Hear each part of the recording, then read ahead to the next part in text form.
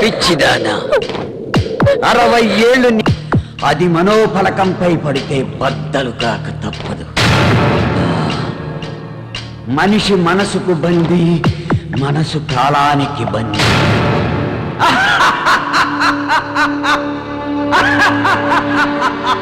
నేను వద్దనుకున్న జీవితం తిరిగి వచ్చి నన్నే తీసుకెళ్ళిపోతుంది. కాలం చేతిలో ప్రతి వాళ్ళు బలి కావలసిందే. కాలం చేతిలో ప్రతి ప్రాణి బలి కావలసిందే.